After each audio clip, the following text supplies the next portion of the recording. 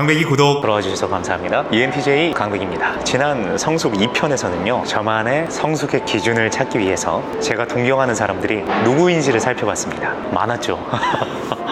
댓글 보니까 실명 폭격기라고 하시던데, 그분들은 거의 공인처럼 SNS 활동을 하시는 분들이라 실명을 말씀드리는 게 여러분 입장에서도 나중에 그분들을 살펴볼 때 참고하기 쉽지 않을까 하는 생각이었어요. 자, 그러던 중에 그분들 중에 한 분이 요새 책을 출판하셨습니다. 택배로 와가지고 밤에 침대에 누워서 읽었거든요.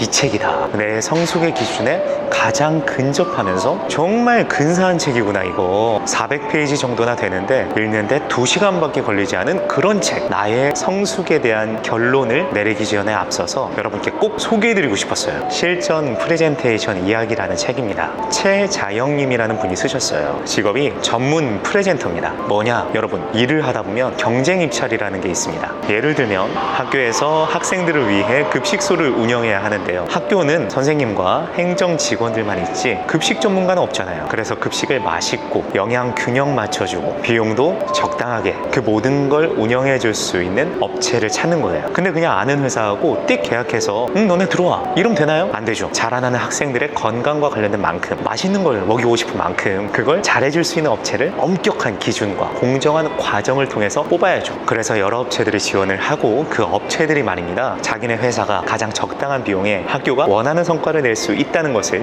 프레젠테이션을 통해서 어필을 합니다. 학교는 이를 기준에 따라서 평가한 후 가장 높은 점수를 받은 회사를 선발하죠. 이때 최종적으로 평가위원들 앞에서 프레젠테이션을 해서 수주, 쉬운 말로 계약을 따내는데 결정적으로 스테이지에서 PT를 하는 사람, 이를 프레젠터라고 부릅니다. 최자영님은 이 프레젠터 일을 2013년부터 8년 동안 해오면서 대단한 성과를 만들어 온 입지전적인 분입니다.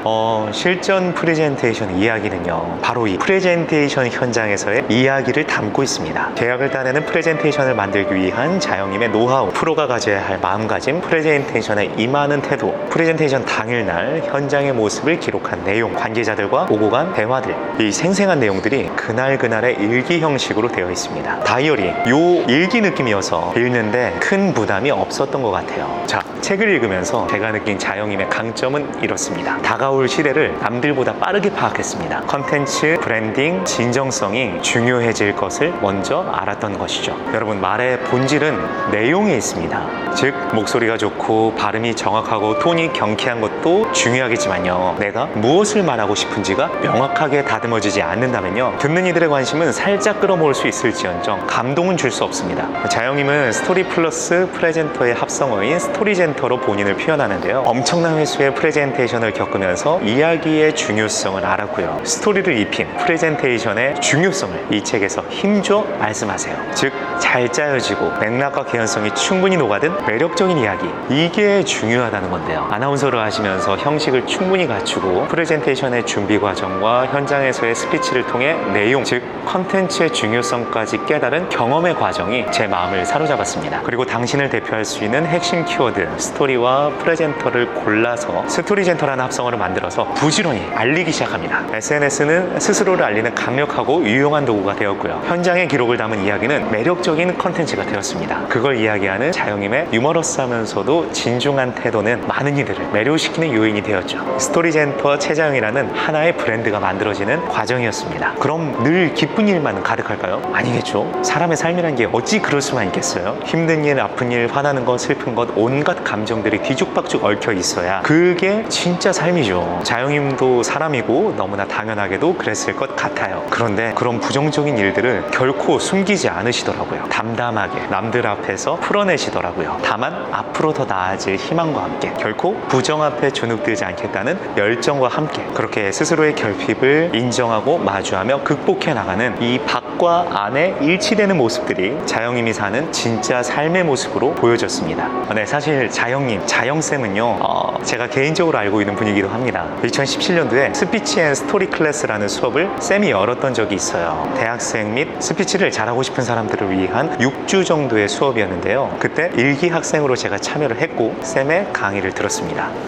저 무려 반장이었어요. 28살이었는데 그때 막 반장이라는 칭호가 부끄럽기도 한 나이였고, 마지막에는 프레젠테이션 대회도 열어서 시상도 하고 그랬었는데요, 제가 상도 받았습니다.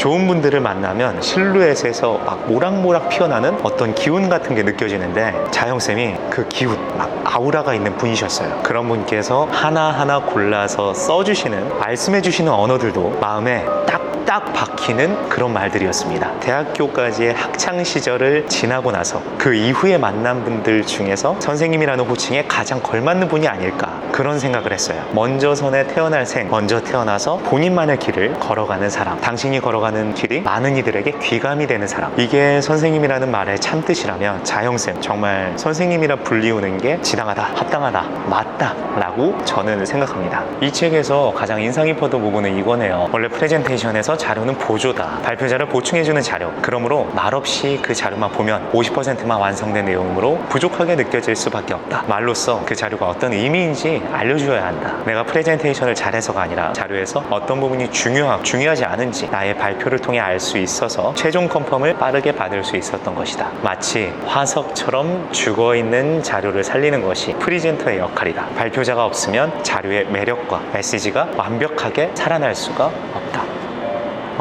저도 저만의 컨텐츠를 만들고 싶은 사람으로서 제가 하는 얘기와 자료들을 어떻게 여러분께 매력있게 살아있는 것으로 전달을 해드릴 수 있을까 고민하다 보니까요, 이 부분이 가장 와닿았던 것 같습니다.